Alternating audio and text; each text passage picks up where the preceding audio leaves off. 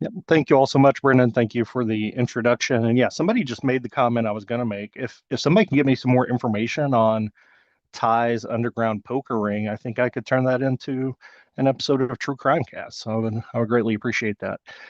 Yeah, so I've been at Element for 3 years now. Before that, my former life was on campus in higher ed. I worked for 15 years, both on a small liberal arts campus and at a medium-sized state institution.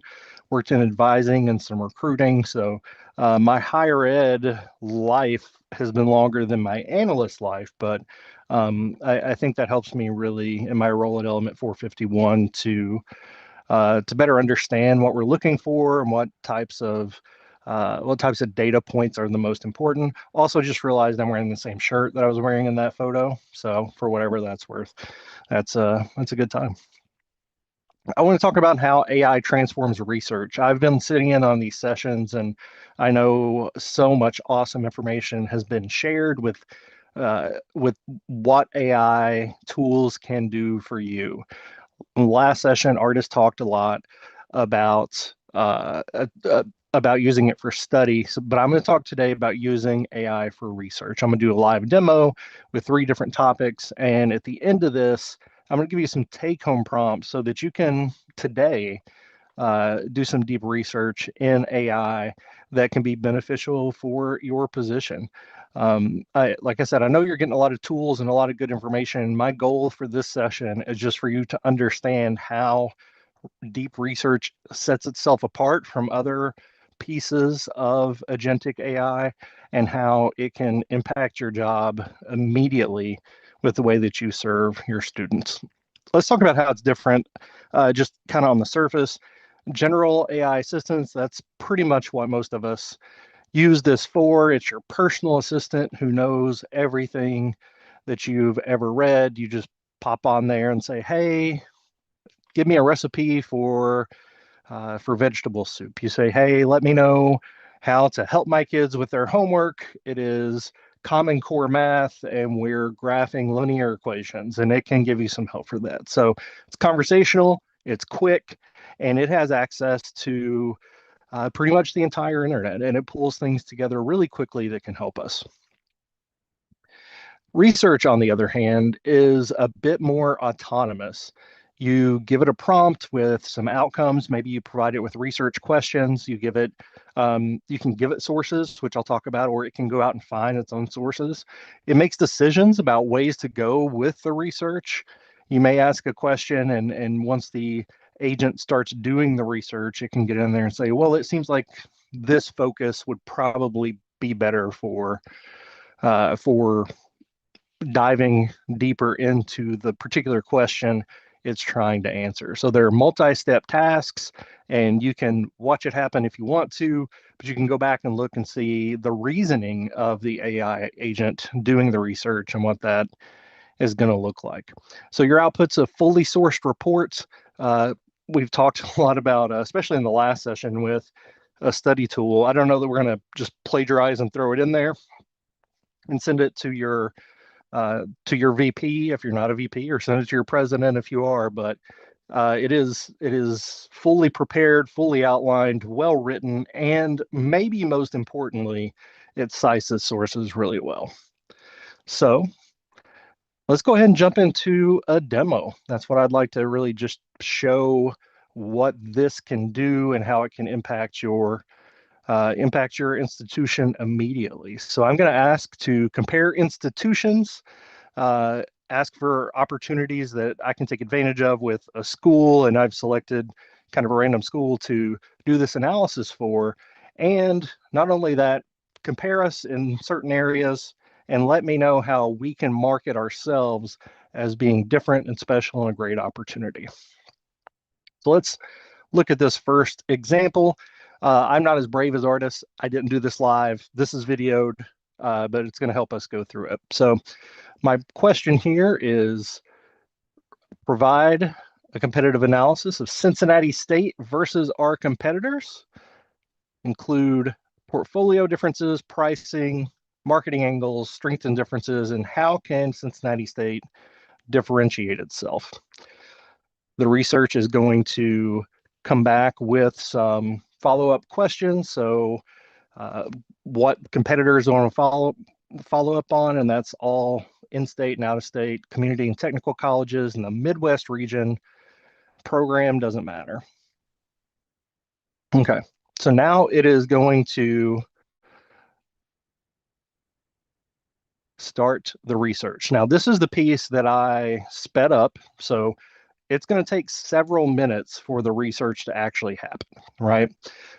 So this is in a different speed. So I'm going to pause it and just kind of show you the thought process. As you can see on the activity screen over on the side, that's the decisions that's being made from the actual agent and where it's going with it. So for example, here under readniche.com, it's decided to explore all the features that make Cincinnati State unique. So it's researching those niche pieces for it.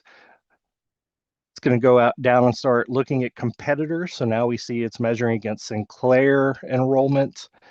It's measuring against a culinary institute of food science nearby. It's citing its sources as it goes. And you can see at the top right there, there's a source tab that you can click on and see what those sources are.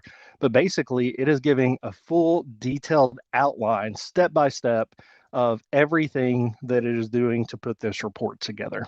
So that way, you're not only going to have the report itself, which I want to go over in a second, but you're also going to be able to go back and show where this information came from.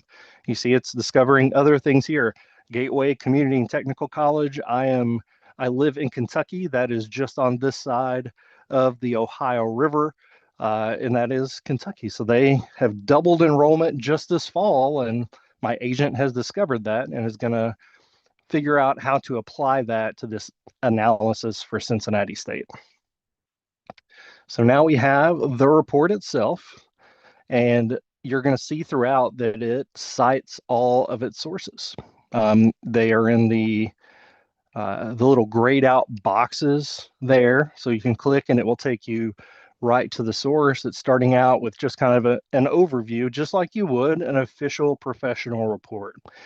Cincinnati State distinguishes itself with a career-focused portfolio. Okay, great. We put that on everything. I know that. But what does it mean for me? So this report, as you can see, is lengthy. I ask questions like, compare and contrast our programs for tuition, for programs, for demographics. You can see Cincinnati State portfolio is weighted toward, again, those technology pieces where a lot of other schools are focused in the liberal arts. So that is a piece that is important for them to remember in continuing to market themselves. A little false highlighting there. And then it dives fully into the tuition. How does Cincinnati State compare with tuition? So this is another source being shown, a complete breakdown of everything that it found. And again, if you're curious about why it laid things out this way, you can go over to the tab on the right, the activity tab, and see why in the world did it word it this way. You can see its thinking process. And just as always with AI agents, you can follow up to see what maybe is most important, or to dig a little deeper to drill into some certain things. So data-backed comparisons. I love the fact that it continues to reinforce that it is founded on data. So comparing enrollment sizes, academic outcomes, student satisfaction. So every piece of information I asked for, it has gone out and found. And in summary, Cincinnati State fares well, has competitive tuition, strong technical programs, and this is how you should differentiate yourself from your competitors to try to get a leg up in the marketing game. So how can we leverage that? And it's going to go into step by step of this is how you can leverage your current momentum. I know you can't read that fast. I can provide this whole output if you'd like me to. I just don't feel like we need to read the whole report here. I saw the comment come out. Strengthen transfer pathways. So it's step by step. And if you're running this for your school, I mean, you're going to have time to sit down and read this. And that's an important point, that AI is very thorough, deep research is more than it just scanning the web. As you can see, it lists all the sources it can find. It chases different answers through the sources that it finds, but you still need to check on it. AI can always make mistakes. I wouldn't hand a report in without looking over it thoroughly first, but it's doing so much of the legwork for you here. We have a full report about all the competitors of Cincinnati State. Do we have any Cincinnati State folks in the chat? If so, you're welcome. I've done this for you and I can send it your way. Conclusions here, it's well positioned, capitalize on your strengths, use the enrollment trend upward and keep that momentum going, and focus your marketing on practical skills, supportive learning, and pathways to prosperity. Okay. All right, so that's demo one, and I'm going to back that up to the beginning actually, because folks are asking about uh, the model that I'm using. It got cut off a little bit at the top. I am using GPT Pro here, 5 Pro, and I'm using GPT specifically. Obviously, Claude Pro can do this. Perplexity is really well known for this, but if you click the drop down there, artists went down to study and learn. Here's where you just go to deep research and you go from there. But I am using Pro. You can use deep research with some of the other models, but not all of them. But I have really found GPT-5 Pro to be very useful and very very thorough, and it seems to understand what I'm asking it.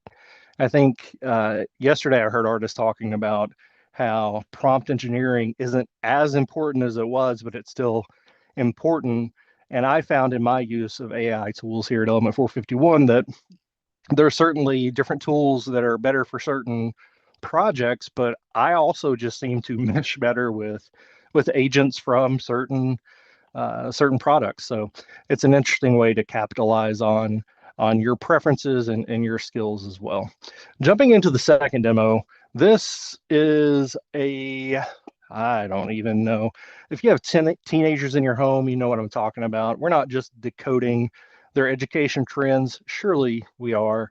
I'm going to ask this to pull from certain articles that I'm going to show in a second, but translate into actionable strategies. How do we talk to these people? If one of my teenagers calls me a chopped unk one more time, I'm going to lose my mind.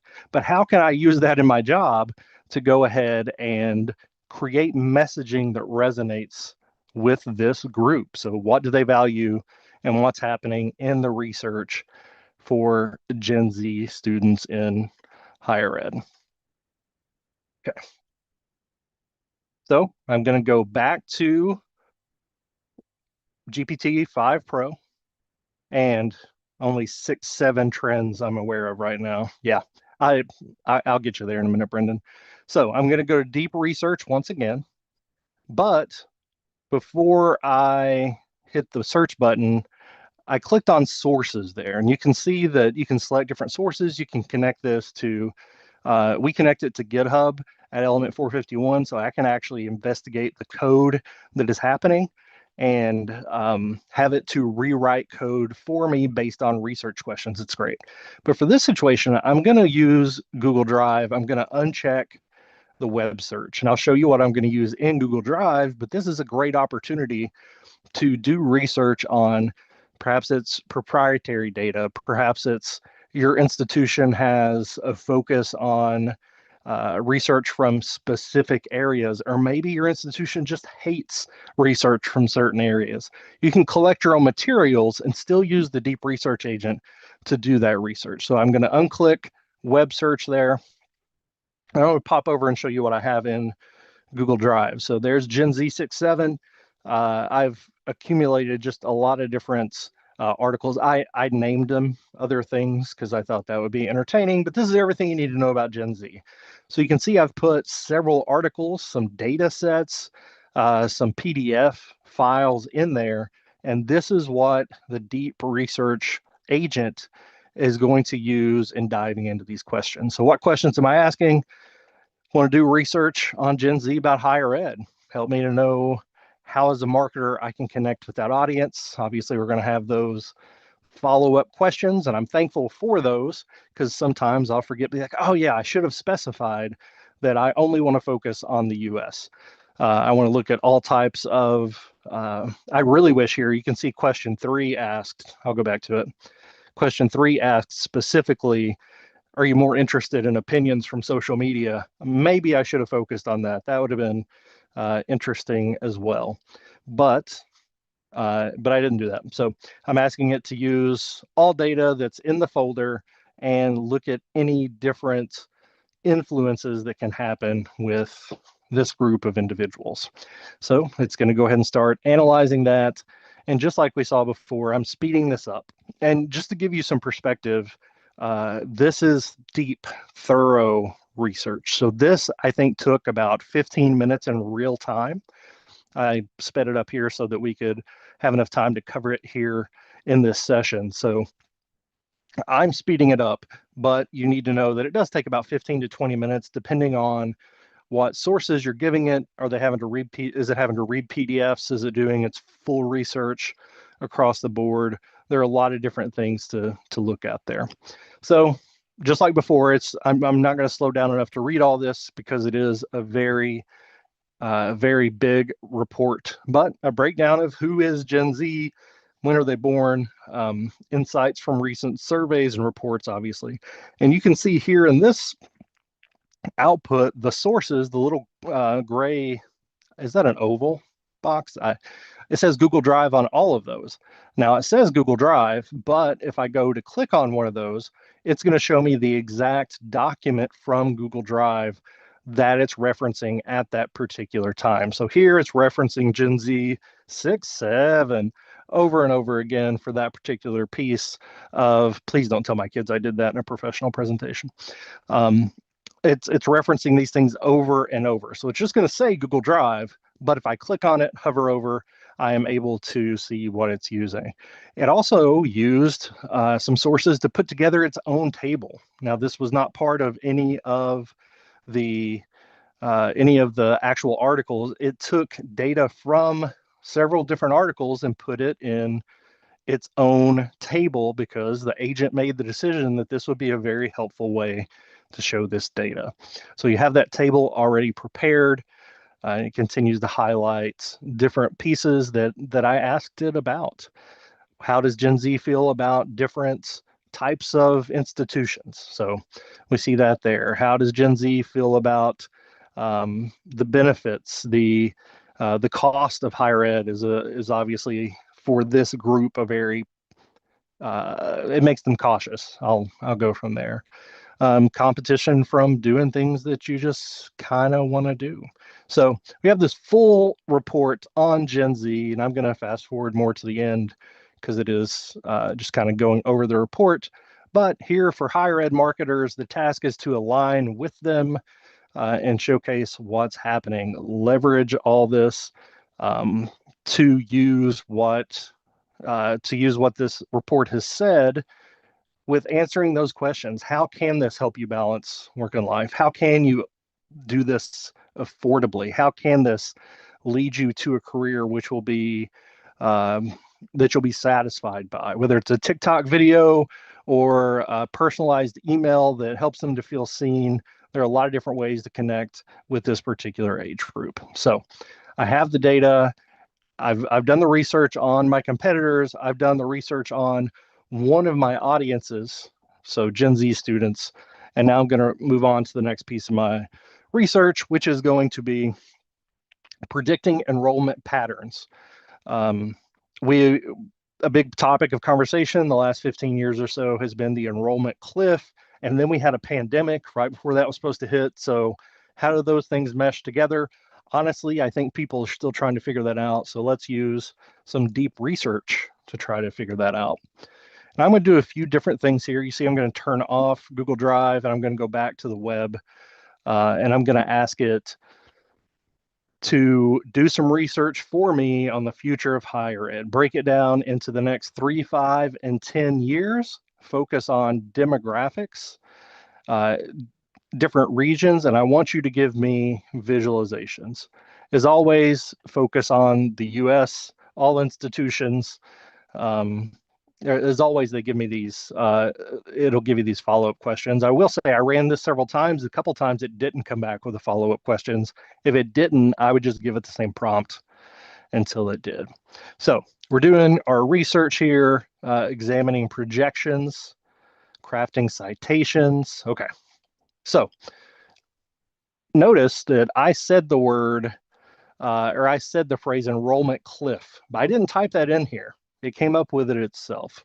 So it's giving a breakdown of kind of the industry expectations of what's going to happen in higher ed in the next 3, 5, and 10 years, breaking it down by school type, breaking it down by demographics of student populations, of regions. This is probably the most thorough report of the three that I received because I think there's been a lot of research done here. The conclusions here in 3 years, this study says that we're going to get some increase in 5 years. It's still going to be above where it is now. In 10 years, we may be looking at some issues and have to pivot in our recruiting. But if you remember in my original prompt, I asked for some visualizations. So where are my visualizations?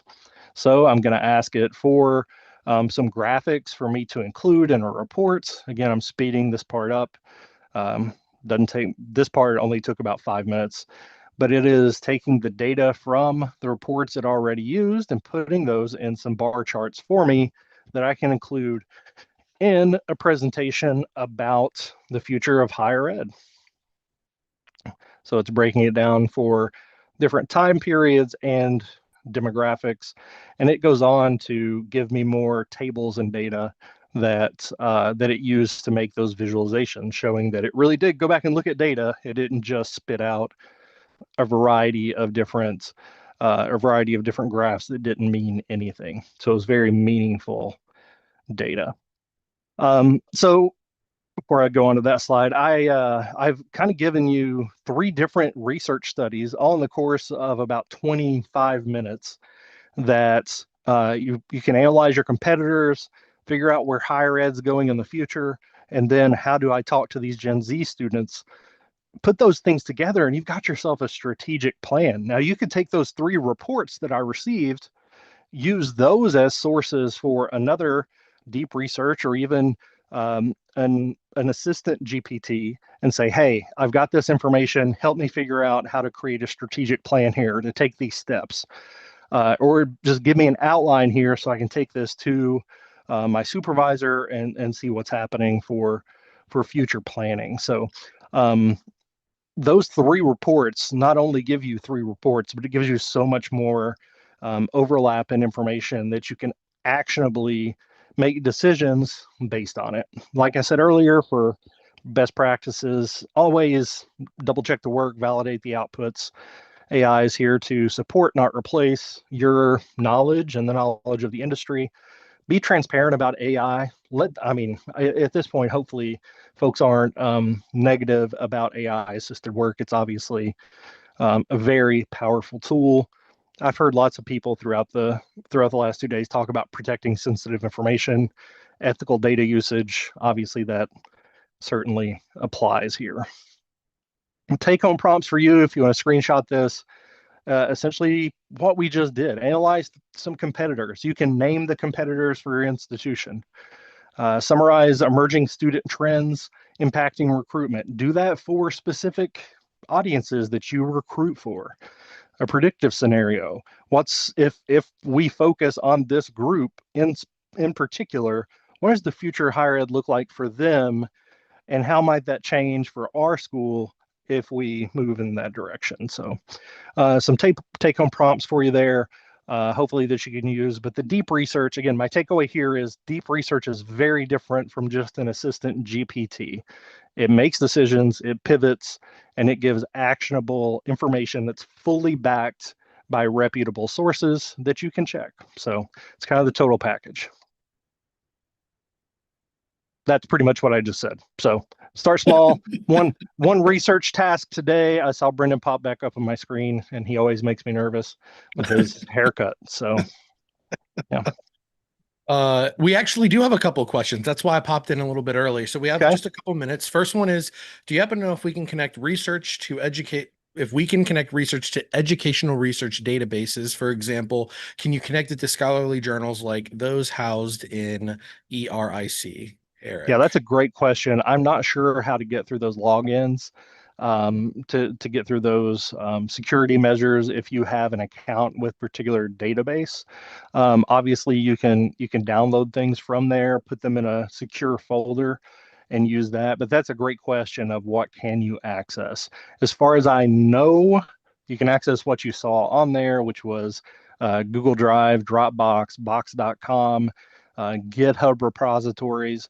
But I'm not aware of whether or not you can actually log in. If it's open source, you can request in your prompt only use articles from this source. So Yeah, that's a good tip. Um, so, any tips you can give on deep research to examine smaller or specific programs or colleges at a university? They have found the more detailed or niche you get, the less help and more general you get with deep research. yeah, the research is only as good as the data available. So Yeah. if there is limited data available, give it everything you got. And then the agent, which is great about deep research, will make the decisions on. It'll tell you I could only find two articles to deal with this. These are the things they said. You may want to go do some other research on your own. So it'll be honest about the limitations of the study. There were several instances in there that I scrolled by where it pointed those out. But yeah, it's the research is as good as the information it has, and sometimes that is limited, but you can also provide it with other maybe internal data that you have for your institution that's not available publicly. Yes. So, and then the last question, I think I have pretty firm grip on this. You can correct me if you need to, Jamie. But deep research should be available on the Plus accounts as well, not just Yeah, Pro. You'll just get more queries within Pro than you do on Plus. yeah, that's all about the tokens, but you can Yep. absolutely do deep research on the $20 plan. Yep. And there are other, I mean, like I said, Claude, Perplexity, Gemini, a little bit. There are other options out there Share the too love. to yeah, see what works best for you. Awesome. Beautiful. Everyone, let's hear it for Jamie. Incredible session. Jamie, question is do we even need an engagement analyst like you if we can do this with AI? Who asked that? That wasn't my boss, was it? No. I tell you Just what, this makes my job so much easier. It does the heavy lifting so that I can focus on the strategy, the planning, and the application of the insights that come from the research. So beautiful. it I love it. frees up your time to do other things.